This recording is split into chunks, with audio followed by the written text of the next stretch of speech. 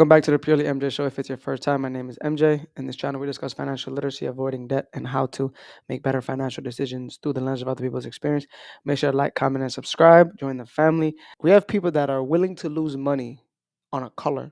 And then we also have low credit scores and high egos. So watch this video through the end and then let's get to it. Last week, I had a customer who bought a car from another dealership 2 weeks ago and traded their car in for the same exact vehicle. The car that they traded in was a 2025 Kona SE in white. They ended up trading that car in for a 2025 Kona SEL in cyber gray. When they came in, I asked them, why didn't they just buy the car that they wanted originally in the first place? They said that the dealership they went to in particular only had that one Kona available, so they just settled. Buyer's remorse ended up kicking in. They felt as though it didn't make sense to make payments on a car that they didn't even like. And to be honest with you, I get it 100%. Buyer's remorse is one of the worst things to have to deal with. Nevertheless, we went through the entire process. They lost like $7,000 in 2 weeks because, like I said, they bought that original car 2 weeks ago. What's crazy is when we went to pull the payoff for the original Kona that we bought, there was no payoff available. That's how fresh the account was. I ended up having to call the bank that they financed through to get one, but we still processed the entire deal. They left extremely happy and satisfied with the service and the entire sales process. So now I'm curious. You guys let me know in the comments if you've ever had buyer's remorse so bad. For $7,000, I would just wrap the car. No disrespect. A color going from white to gray is something that we're going to lose $7,000 for. But then we wonder why we complain about the price of eggs, the little $3, $4, $5 coffee that we buy, right? I'm just shocked at how Americans can sit here and tell me that the inflation on groceries is bad, but are willing to lose $7,000. And I know that's not every American. I'm just saying that this is an ideal because we are so attached to two things in America: cars and houses. We have to go all out. I need a 3-seater SUV. A color we're willing to lose $7,000 on. Financial nightmare. And you feel good going to sleep at night, but you're okay with the debt at $20,000, $30,000 Kona. But let me know down below in the comment section, would you guys lose $7,000 just for a color? Percent interest rate on this one. But recently, a super nice couple came in. Lovely people, absolutely great to work with. They got kids and they're trading in their 2019 Jeep Wrangler for a 2023 blue Chrysler Pacifica. You know, which totally makes sense. You got a family, you need more space. I get it. But here's the kicker. Credit scores were a 550 and she was a 605. They got 15 claims in collections and 11 grand of negative equity. And they could only put 2 grand down. Now, the term they wanted to keep the payment as low as possible was 84 months. With everything under consideration, every single bank that we sent it to, except for one, turned it down. And the one bank that came back with an approval, 72 months, 20% interest rate. And with all of that rolled in, everything, their car payment went up just shy of $200 a month. So of course, we sit them down and we have a little come to Jesus talk. And we tell them, like, look, we can make this deal happen, but just because we can make it happen doesn't mean it should happen. And we strongly advise that you don't buy this Chrysler. At the interest rate you got, at the payment increase, $200 a month increase, I mean, we strongly advise against it. It's a terrible financial decision. Now, they are adults and people are going to do what people are going to do. They appreciated our honesty, but they bought the van anyway. Would you guys have taken this deal? So let's start from the beginning, right? 15 collections. Horrible. Crazy. 550 credit score, and she has 605. And they sat down and thought it was okay to come into a dealership with all that financial mistakes and all those horrible decisions in life. You still want to come and get a car you can't afford. What's wrong with keeping the other one? Why not take care of priorities? Why not getting our crap together? It's just hard to feel sorry for people that are financially irresponsible. You have kids, and 72 months approval on a 20% interest rate, you're not even touching the principal. The first 4 years interest is eating up all of your payments. Like, you have kids. This is one step away from being homeless. This is embarrassing. And the fact that the dealer had to literally sit there and tell you, please don't accept this deal, is already the definition of just insane. The dealership is telling you to be financially responsible. Yo, people are so out of control. People are so reckless. Comment down below, would you make the same deal? 20% is wild.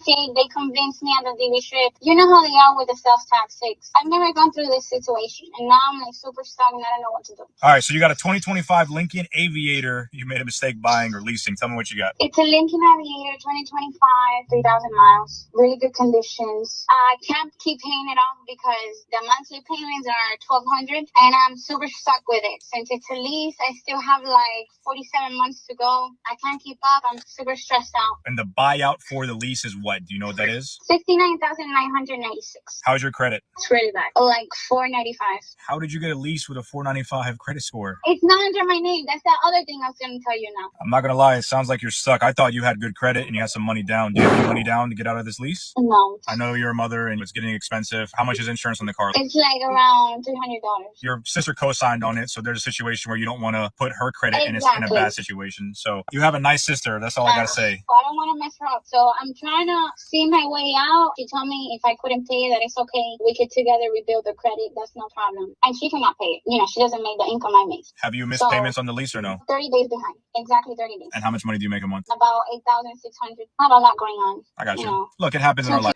It's like people walk into dealerships with their brain at home and are just walking like zombies straight into a dealership. The bank does not care. I'm gonna tell you right now, the dealership does not care. That's why they give you those two options: figure it out, be an adult, and get somebody that will take this lease, or we'll come pick it up, or you could come and drop it off. They don't care about you because you didn't care about yourself. It's embarrassing. And to make $8,600, which is good money, y'all. A lot of Americans don't even make that much. The average is like 3,000 to 4,000. She's making double what the average American makes, and she thought $1,200 payment was something that was luxurious and grand and very normal and practical. Plus the insurance being $300, that's what I pay for my rent a month. That's my rent right there in a car. And you thought it was okay to get your sister in here. This is why I tell people don't co-sign for anyone, any loved one, any parent, any family, any boyfriend, any husband, any wife. Do not co-sign. It is a slippery slope of disaster. Co-signing for someone destroys relationships. It doesn't matter if it's a brother, they might not talk to for years because you chose to feel sorry for somebody that didn't feel sorry for themselves. It looks like you've got two open autos now for about $1,200 in car payments. What's going on with those? One's my wife's car and one's my son's car. Okay. I'm just asking you questions that the bank is going to ask me. One person generally doesn't need three cars. Can your wife go on this loan? Yeah, we can put her on there. Okay. You're looking at the F450 we've got? The 450 or that 2,500 Dodge. The Dodge might be a little easier. It's like 38, I think. Yeah. It'll be tough to get that 450 done at 50 grand. It's going to be tough on the Ram, but I'll give it a shot. How much down payment were you looking to put? I wasn't really looking to put any down. I mean, I can. Just see what it takes to get the deal done. Okay. They're probably going to want a pretty substantial down payment just because it's going to be a high risk deal for them, looking at the credit profile and then trying to go for a third car loan when you've got about $1,200 in car payments right now. That's going to be pretty high risk. So are you prepared to put like $5,000-$7,000 down? Absolutely not. No. I think with a 650 credit score, I should be able to get in that truck for at least 1,000 down. And if that don't work, then we just can't make it. Yeah, I get it. What type of payment are you looking to stay around? I'm not even worried about it. Regardless, I think I'm going to get into this thing with probably a fairly high interest rate. I'll stay in it for 6-8 months, and then I'll refinance that thing and get a better rate. Okay. All right. Let me get to work. Can you shoot a recent paycheck stub? Yeah, it'll be a bank statement. It won't be a paycheck stub. How many months you need? We'll need 3 months. We'll start with that, and then I'll get working on getting. Another definition of I can't afford a truck. I already got 2 open loans. The more financial recklessness, more out of control with reality and just common sense. You clearly can't afford the car because you think 650 is a high credit score. It's a fair credit score. It's decent. It's decent at the end of the day. You can't put $5,000 down, so it shows you don't have maybe $5,000 saved. I'm not speculating here. I'm just going off of what I'm seeing, but you're okay with knowing that you have a high interest rate. I'm starting to see that the smaller the credit score or the lower the credit score, the higher the ego. Why not pay off both of those cars and then maybe get on a loan that helps your credit? I think Americans now have convinced themselves that they've come to the realization that in this economy, they can't afford a house, right? So now they're going crazy by doubling down and buying cars. And think about it. Not even 10, 15 years ago. Let's go even 7 years ago. People weren't paying half of what these people are paying for their cars on their mortgage. And then we say, why are the baby boomers doing better than us? The baby boomers are doing better than us because they didn't make bad decisions like this. What you guys need to really understand is that you need to delete Instagram and Snapchat. Number one, those apps to me are so childish.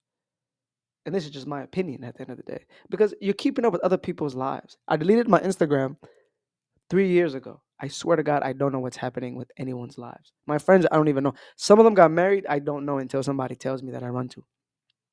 Snapchat is for kids. How it just is designed is just childish. Then we complain about the price of eggs. We worry about the little amount of bill, but then when it comes to the big one, we're like, oh, brain not here, checked out.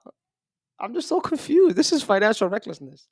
I'm ending the video here, guys, right? Make sure to like, comment, and subscribe. I really want to know what you guys are thinking. With that being said, peace.